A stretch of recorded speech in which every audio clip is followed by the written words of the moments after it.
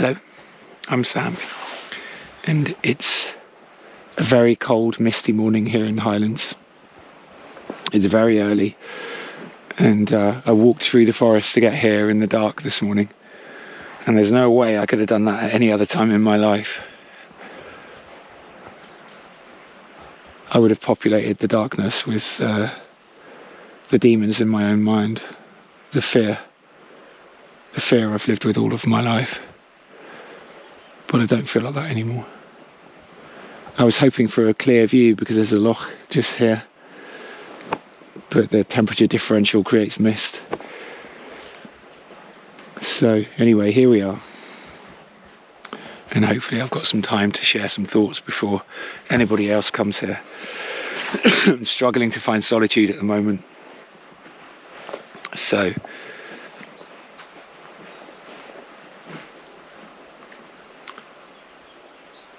you know, when I first moved to Scotland, over 15 years ago now, away from the artificial reality of a city and the noise and, you know, the things that take our attention away from whatever's going on in here.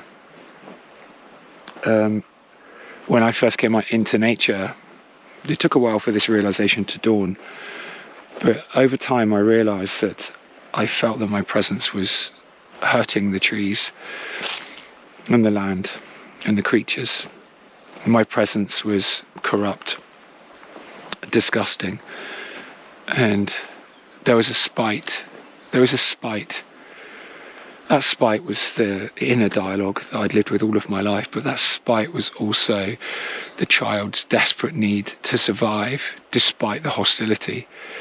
Fuck you, I'm going to live. Fuck you, I'm going to fucking survive. And then you kind of, you hate how you're treated, you hate the world. I did anyway. So there was a spite to my presence. And why? Because I was treated with disgust. I was treated with disgust and contempt, sneering disgust from the beginning. It wasn't constant, but it was persistent. And I internalized that. Confusion. That confusion.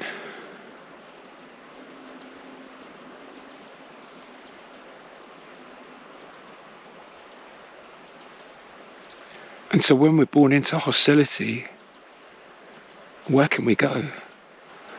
We have to go somewhere, and we go here. And we build a world where we feel we have control.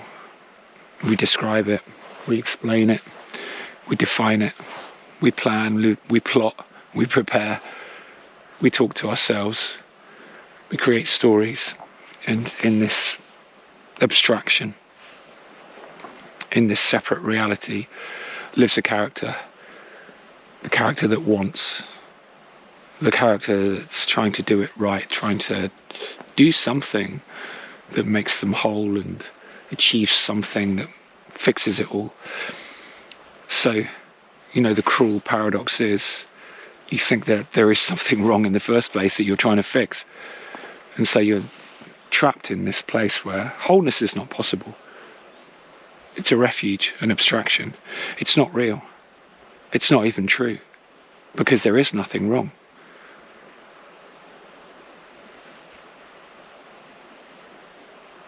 So I think we have to exhaust our descriptions.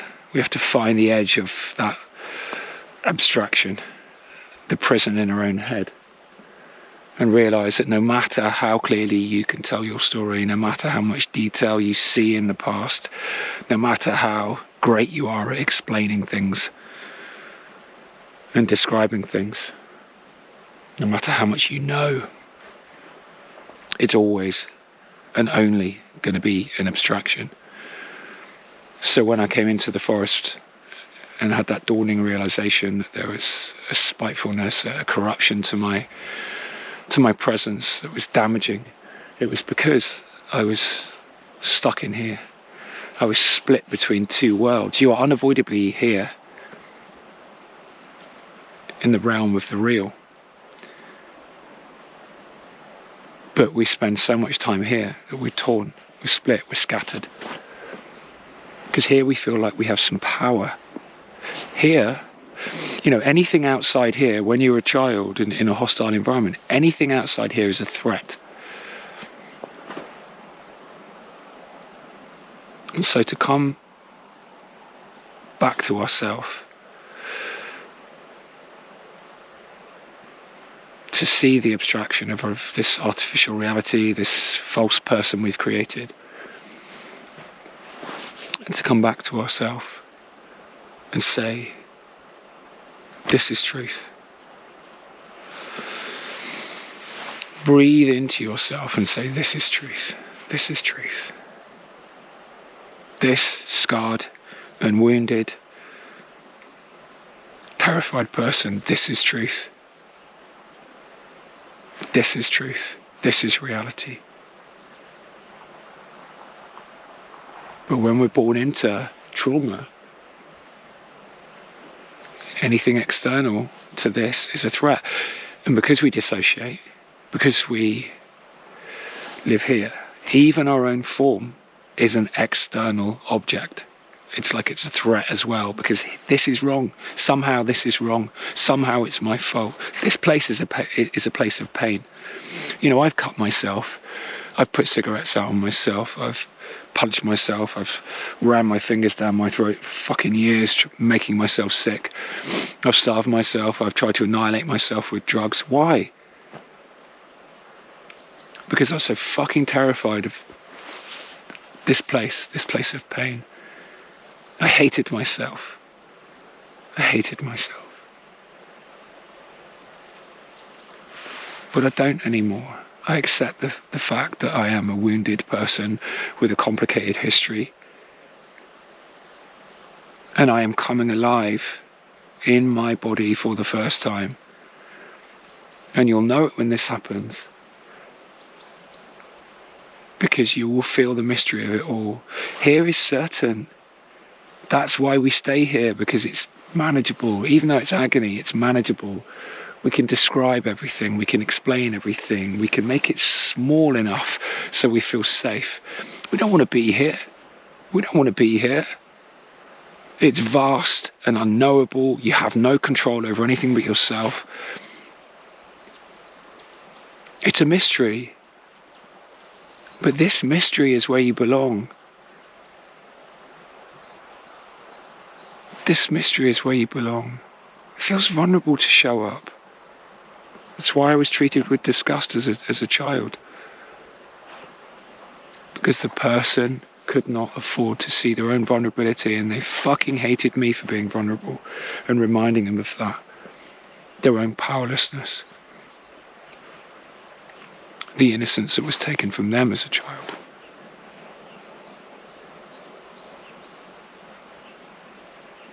So I saw a healer when I was really beginning to engage meaningfully with this work.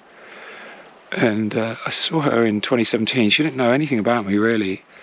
And she said that she did whatever she did, and she looked at me and she said, "It's as though you've been severed from the waist down." You know, the trauma I experienced was very much centered on me being a boy. And I destroyed my genitals on the operating theatre table. The destruction of my own sexual organs as a way of severing the shame of the boy I was. And the sexual abuse I then invited because I thought I was unworthy. I thought I was corrupt. I didn't know what tenderness was. I hated myself. That's spite. That's spite. So the trauma was as though I'd been severed from the waist down. That was the consequence.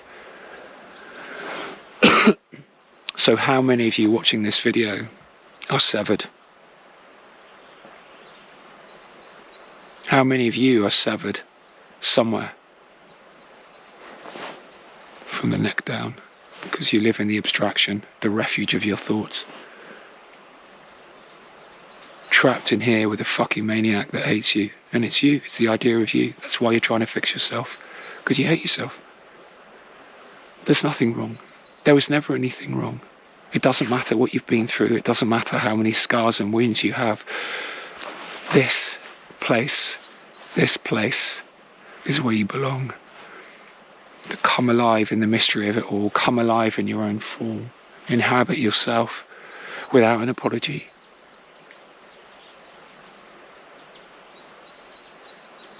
There's nothing to fear.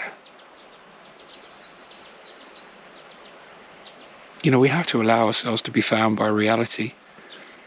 And when we're living in the abstraction of our own thoughts and descriptions, it's not real. It's a version of truth. It's a version of reality.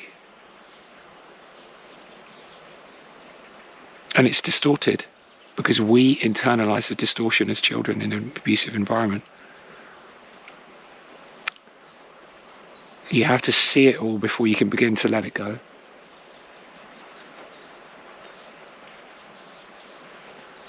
So you are here. You know, I started to say that about, gosh, I don't know, 2 years ago in my videos.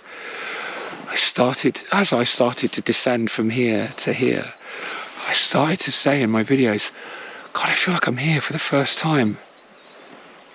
I feel like I'm here. And I say this in my videos, you know, over the last few years, you are here. Here. Now I know what that means. Now I really know what that means. To come alive, to really come alive. And it feels like it's the beginning. There is only life.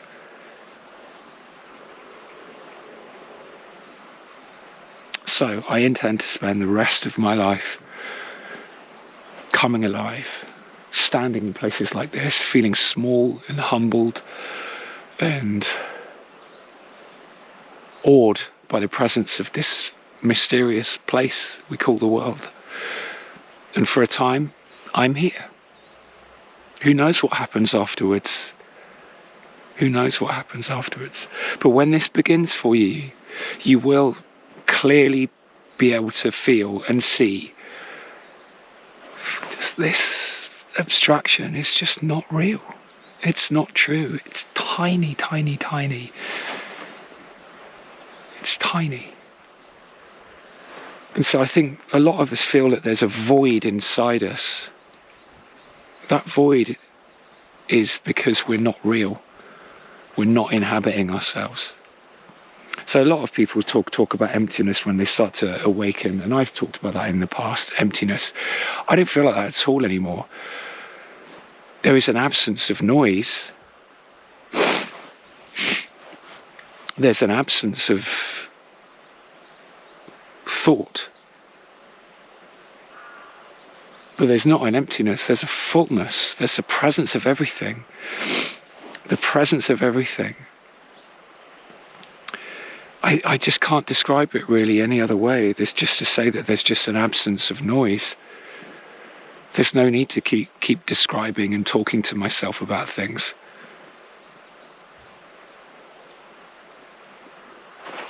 Comfortable with the mystery of it all. So, work in progress. I'm not there yet. There is no there. You're always arriving somewhere. You're always becoming. And becoming is an endless process.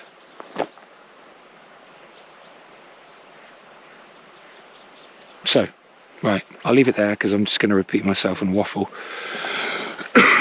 Which is easy to do when I stand somewhere like this. I just want to keep talking. But we'll get away from the essence of what it is I'm trying to communicate if I keep talking. Sometimes it's just best to say less. I think it's always best to say less. To say the most with the fewest words is what I endeavour to do. So, thank you to everybody that follows this journey, and thank you to all the new subscribers that found their way here through, I think, the Andrew Gold interview.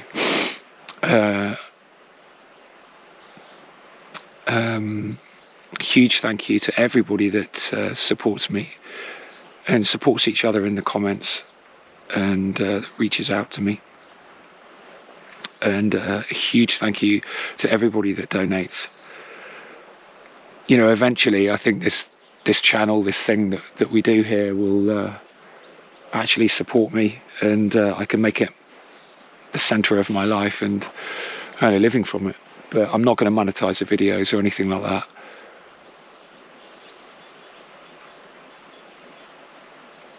But all we have is each other and a relationship with the transcendent. And that lives in each of us. So, you know, to live in relationship with each other, you know, that's what this is about for me, this channel. Relationship, intimacy. Finding the others on the path is very difficult.